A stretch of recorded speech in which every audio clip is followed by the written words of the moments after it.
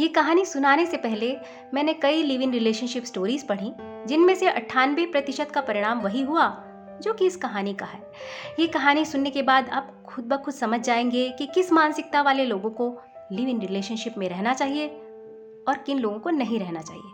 कहानी के अंत में समझेंगे कि क्या विवाह के लिए लिव इन रिलेशनशिप में रहने से कोई फायदा होता है। ये एक सच्ची कहानी है जिसमें पात्रों का नाम बदल दिया गया है। उस छोटे से शहर में ऐसा लगता था कि जैसे सभी एक दूसरे को जानते हैं। रागिनी और मिहिर एक दूसरे से पिछले 4 साल से मिल रहे थे, लेकिन उनका ये मिलना उस छोटे से शहर के लोगों के लिए किसी जुर्म से कम नहीं था। मिहिर आजाद ख्यालों वाली बंगाली फैमिली से था, वहीं रागिनी उड़ीसा के ब्राह्मण परिवार से थी। पिछले 4 साल के अनुभवों ने रागिनी को हर पल ये एहसास कराया कि वो मिहिर के बिना नहीं रह सकती। मिहिर का कलकत्ता ट्रांसफर हो गया। रागिनी ने अपने परिवार से कहा कि कलकत्ता में उसे बेहतर नौकरी मिल रही है और वो भी कलकत्ता चली आई। मिहिर के साथ वो लिव इन रिलेशनशिप में रहने लगी। कुछ कोशिशों के बाद उसे वहां नौकरी भी मिल गई। दोनों को साथ रहते कुछ वर्ष हुए थे कि तभी रागिनी के माँ बाप को इस रिलेशनशिप का पता चल गया। उन्होंने कड़ी नाराजगी जाहिर करते हुए रागिनी से कहा, तुम्हें फौरन शादी कर लेनी चाहिए। लिव इन रिलेशनशिप का कोई भविष्य नहीं है। मिहिर की माँ, जो कि सिंगल पेरेंट थी, सब कुछ जानती थी, पर कभी उन्होंने शादी की बात नहीं की। रागिनी ने जब मिहिर से विवाह की बात की तो उसने कहा, मुझे शादी जैसे बंधन में कोई विश्वास नहीं है।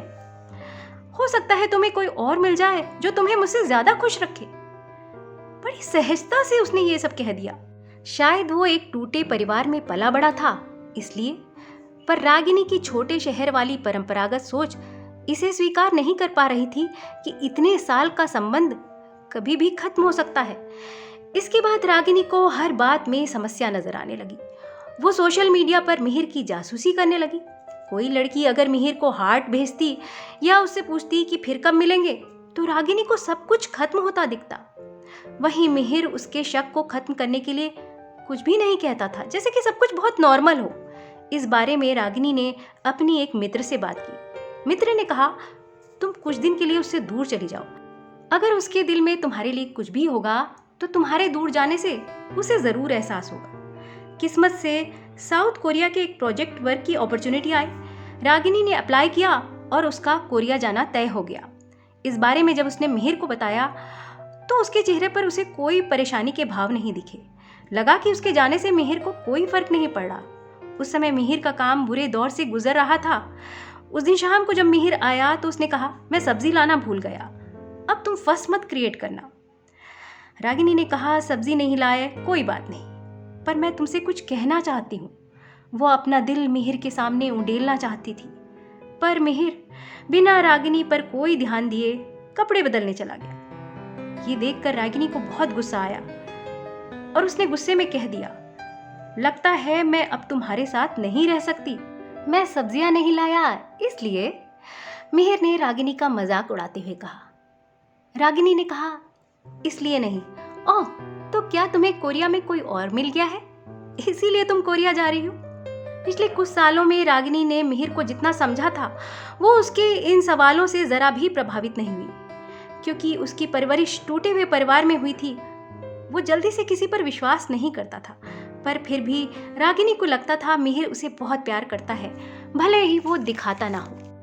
कोरिया जाकर मिहिर को जलाने के लिए रागिनी ने फेसबुक पर मेल कोलीग्स के साथ झूठी डेट की फोटोज पोस्ट की, तो मिहिर बड़े आराम से उन पर कमेंट करता, जिनमें रागिनी को खोने का जरा भी एहसास नहीं था।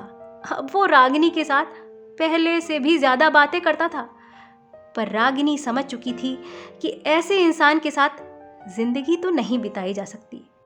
वो मिहिर को अपनी यादों से निकाल भी नहीं पा रही थी और ना ही अब वो उसके साथ जी सकती थी।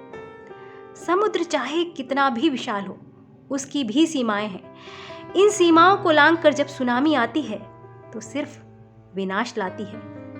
लोग लिव इन रिलेशनशिप में कंपैटिबिलिटी देखने के लिए रहते हैं, मगर सच्चाई ये है कि जिस रिलेशनशिप की शुरुआत ही इस सोच के साथ होती है कि हमारी एक दूसरे के प्रति कोई रिस्पॉन्सिबिलिटी ही नहीं है, कोई सीमाएं ही नहीं है, तो उस रिलेशनशिप का टूटना लाजमी है।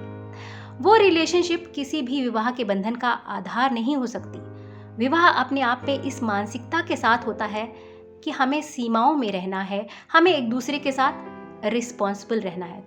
तो अगर सोच में रिस्पॉन्सिबिलिटी है तो रागिनी की तरह लिव इन रिलेशनशिप में रहने की ज़रूरत नहीं, और अगर सोच में रिस्पॉन्सिबिलिटी नहीं है तो मिहिर की तरह लोग लिव इन रिलेशनशिप में रहकर खुश रह सकते हैं।